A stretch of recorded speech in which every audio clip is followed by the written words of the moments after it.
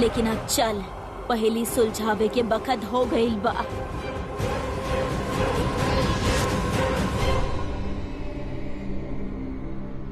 हाँ, फिर से चल गई।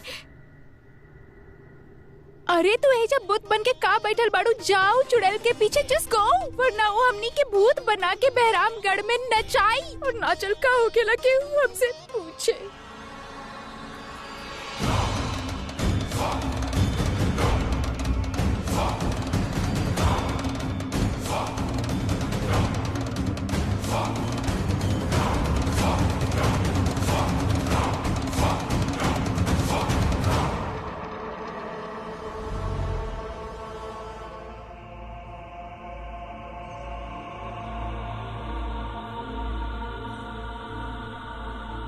हमरा मारे खातिर त हवाई जहाज के गति से हाथ उठ गल रहे तहार। अब का जंग लग गइल बा ओमे। इन जंग लगल हाथ में अभी भी उतने ताकत बा जितना अभी हम तहरा के साबित कइनी।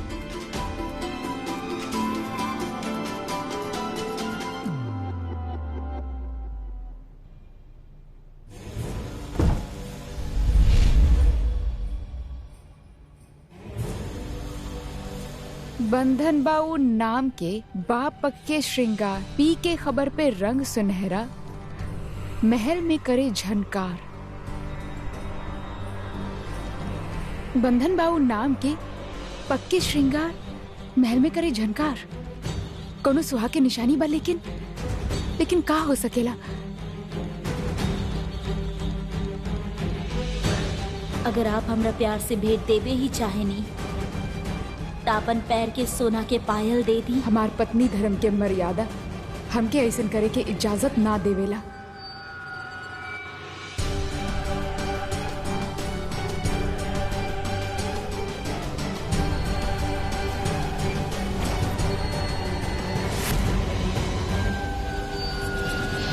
पायल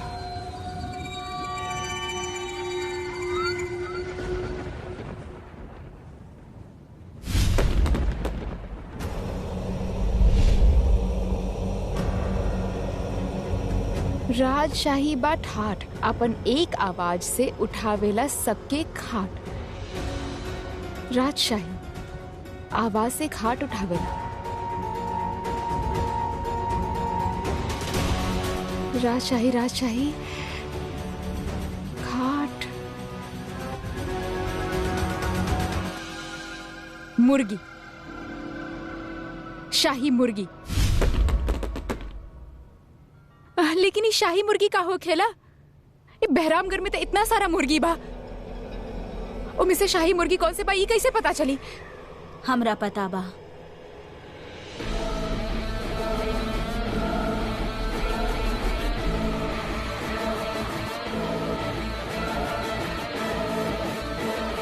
बहरामगढ़ में जीव हत्या ना होत रहे। राणा साहब पौष्टिक और शाकाहारी भोजन के संदेशा ला रख ले रनी। तब कुछ लोग बहरामगढ़ के सीमा पर मुर्गी पाल ले रहले। उनका दूसरा राज्य के राजा सबके परोसल जात रहे, तो कहलाल जात रहे राजशाही मुर्गी। बाकी आबू जगह बंजर बा, एक परिंदा भी पर ना मारेला वहाँ। लेकिन हमनी के शाही मुर्गी वही जे मिली। चलो चला मोहिनी।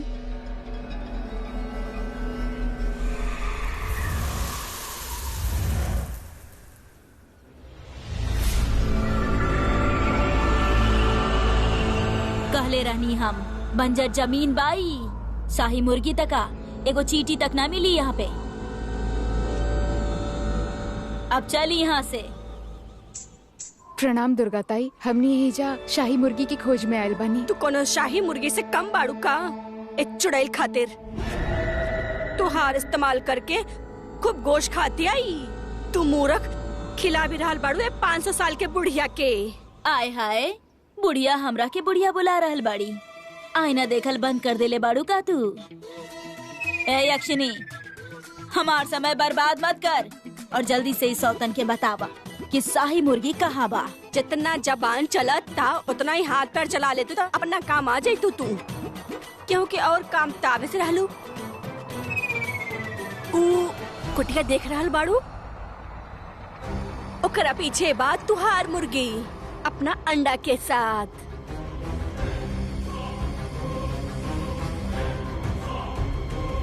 अगर सोने के पायल चाही ना तो जा और कीमती अंडा लेके आवा। कीमती अंडा? पायल चाही, जा लेके आओ वो अंडा, फिर पायल तुहार।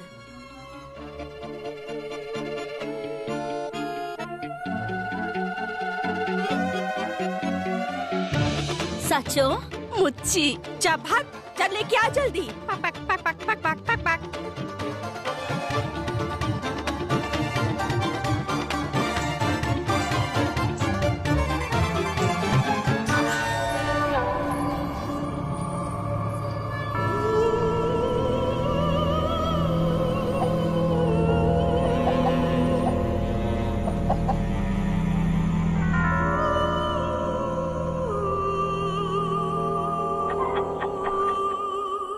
आहा,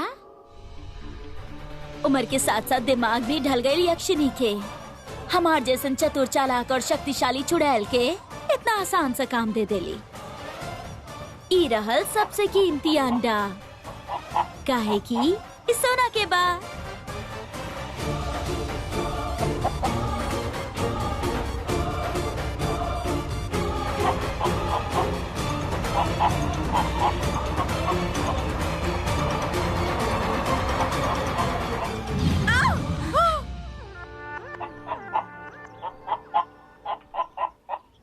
मुर्गी बाड़ी क्या क्या अजगर।